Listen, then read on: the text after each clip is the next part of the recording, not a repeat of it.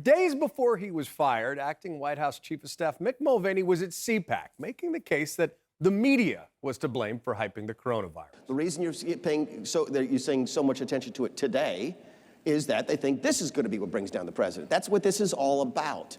But pandemics don't care about partisan politics. And we now know there was someone infected at CPAC who came into direct contact or close proximity with at least 6 prominent Trump defenders in Congress, including incoming Chief of Staff Mark Meadows, Ted Cruz, Doug Collins, Paul Gosar, Louis Gohmert, and Matt Gaetz.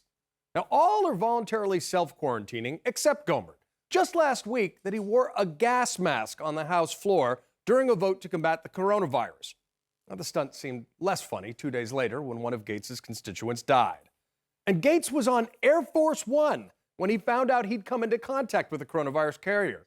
He'd already spent much of the weekend at Mar-a-Lago, glad-handing with the president and his family while feting the right-wing nationalist president of Brazil.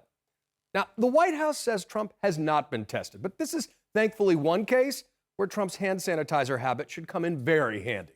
We hope that everyone in the White House and Congress remains safe, but the president's predilection for clean hands doesn't always extend to his state of mind.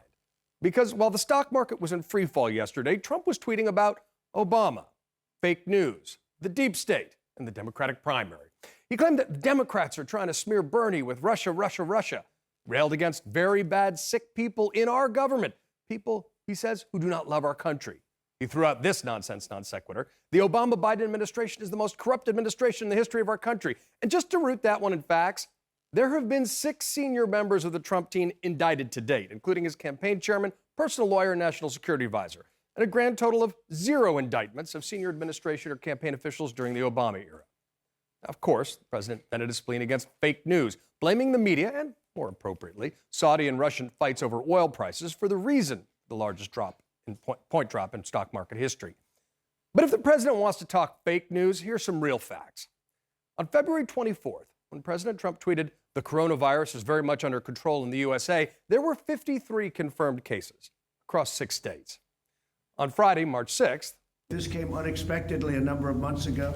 I heard about it in China, came out of China, I heard about it, and we made a good move. We closed it down, we stopped it.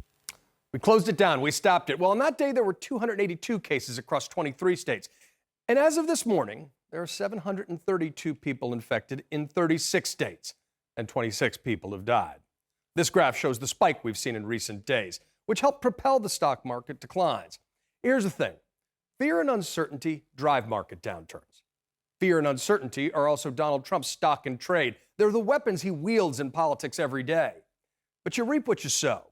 And while scientists work around the clock to stop the spread of this pandemic, the president has only himself to blame for the lack of confidence in his leadership during this crisis.